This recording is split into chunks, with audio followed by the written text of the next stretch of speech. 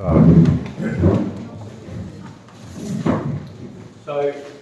carrying on with the interiors project, so I thought perhaps make this the last week I work on this one. Just going to work a little bit on the chairs and the table next. So this morning I just kind of added the mirror and a little bit more around here. So it's water mixable oils, and the lovely thing about that is it's so nice and easy to blend colours. And just looking at this now, I'm thinking, oh, maybe that might work better if that's a little bit lighter. So that was painted this morning, but I should be able to just work into that and line it up a little bit more. So just getting a little bit of that. Seems to be getting paint everywhere. So mixed a pale yellow, and what that is, and sort of blend it in with the paint that's there already. So that makes it a nice medium to work with. And that I'm fairly happy with. So I just want to work the chairs in next. So I'm going to use a mix of, this is magenta, but some sort of reddy colour. So crimson would work as well, just have to have magenta out. So to me it's got quite a nice kind of almost like transparent glow. So a little bit the crimson and a little bit of yellow will get me quite a strong orange colour. So just tiniest bit of brown with that. And I'll start with that and I'll probably paint some other colours into that. So I think I was going to have a chair there. Actually, because it's going to have a green, it's not so transparent there. So a little bit of that, a bit more red and brown, I think. And a little bit of medium, because I want this thin, sort of thinner paint. So if you look at old master paintings, they're built up with sort of thin layers of transparent paint, which is a look that went out of favour as soon as the Impressionists came along. But it's something that I've always quite liked, so I quite like to use areas of transparent paint. Okay? That can be like a kind of background underpainting for that. And ideally paints for all the edges. I think I want to go there. And while that's still wet, I'll pop some darker browns in with it, and that will mix in a little bit. I can just kind of drag that over.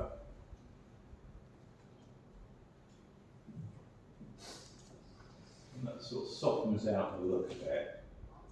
Gives an impression of the wood and it being not a solid wood, and we've got lighter bits and darker bits. A little bit more crimson red in that. And that one, this one I think I'll go a bit darker still.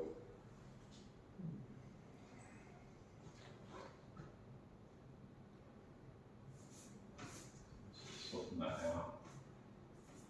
And a lot of things aren't just a solid block colour, sometimes they're a little bit lighter and darker areas of them. So I'll leave that for the time being. I can always come back and work a little bit. I just want to get something on this table edge and getting straight edges. So I find that something like a bit of cardboard or a piece of wood is quite handy to sort of paint along.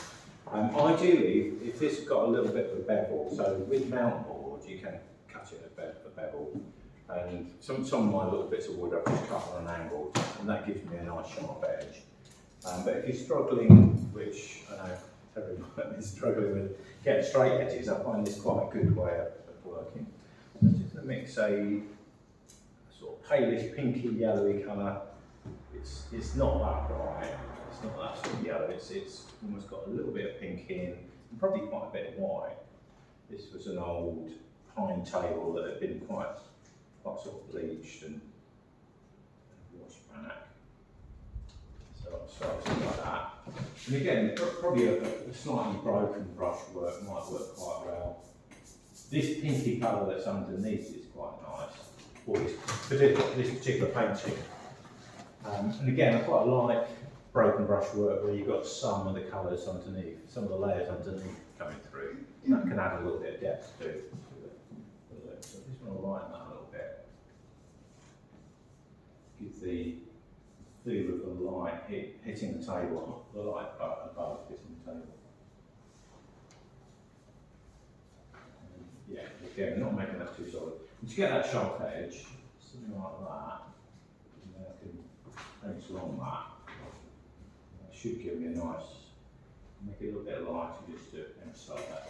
Just gives me a nice kind of crisp edge. Okay. And then what you have to do then is you need to just give that quite a wide, otherwise you end up printing that back on as soon as you put it back on. So just have a bit of rag handy and then do the same here. So I've got something like that.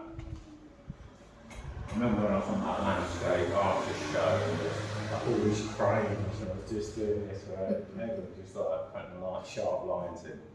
So that's if you're working with acrylics, it's a lot easier because you can. That bit is easier because you can kind of let that dry.